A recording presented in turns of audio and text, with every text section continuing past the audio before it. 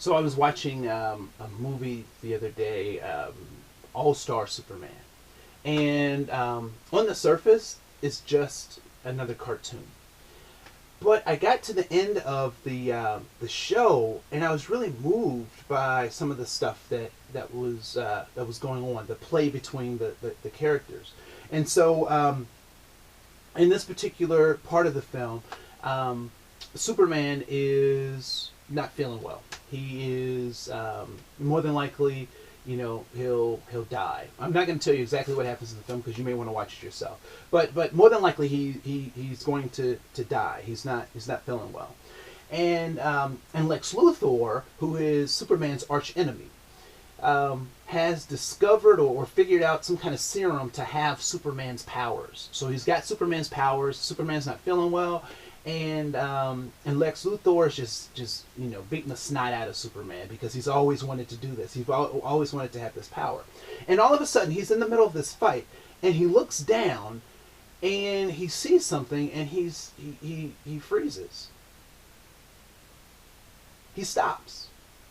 I mean, he was just pummeling Superman, just, but all of a sudden he just stops, and then he says, "I see it." And then Superman says, "I know." Now the people around them are like, "What are they talking about?" He sees it. And Lex Luthor goes on and he says, "I see how the world works. Superman, I understand how and why you do what you do. It is so clear to me now." And Superman says, "Yeah, that's kind of how I see the world. We're all connected." And he talks about the science stuff, and he connects all this stuff. And Superman says, "By the way, Lex, that serum you made is going to kill you too. You're going to not have these powers any longer, and you may die." And Luthor all of a sudden becomes very emotional and sad, and he says, "With these powers, I could have saved the world." Now, he had the power to fly and to blow cold breath and X-ray vision and heat vision and, super strength. And he was using all of these things to just beat Superman up. And Superman looks at him and says, "Lex." Now Lex has just admitted, he's just poured out his heart to Superman. They're having this touching moment, where these enemies are in the same predicament together, and they can see things clearly. And Lex Luthor says to Superman, I see how all this works. I could have saved the world."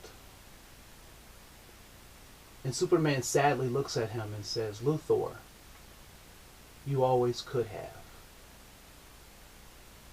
A lot of times in our lives, we are looking for that savior. We're looking for that thing to come and motivate us and snatch us out of this situation, when in fact we could be that thing that takes us out of our own situation. Or we could work with other folks to help pull ourselves up, or build or lift other people up out of these situations. But all too often we look externally for something else. In my religious tradition, there's an old song that they sing, if you take one step, he'll take two. There's nothing that God can't do. And when I think about Dr. Martin Luther King, Dr. Martin Luther King could only take the people so far. He could take us up to the promised land. But like Moses, he could not cross over to the promised land.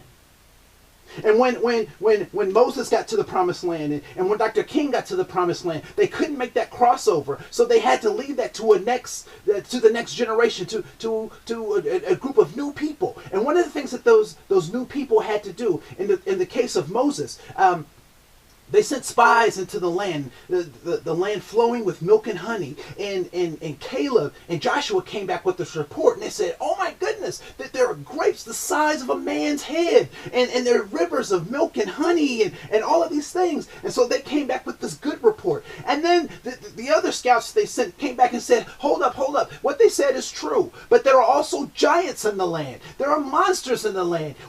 We can't take that land. And what did Joshua and Caleb decide? Yeah, we'll be the leaders, and we'll take that land. And yes, there are monsters. And yes, there are giants. But when we work together, when we work collaboratively, there's nothing that we can't do.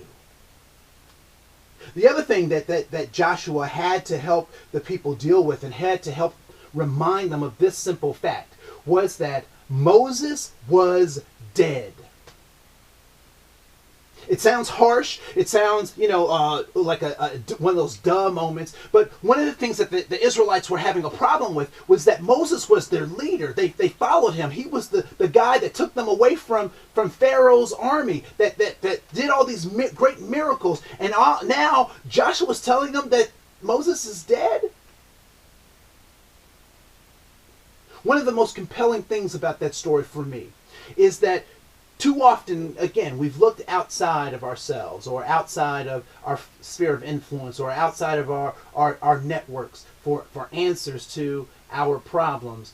And one of the things that we're trying to do is solve old problems with old tools. And then we try to solve new problems with old tools.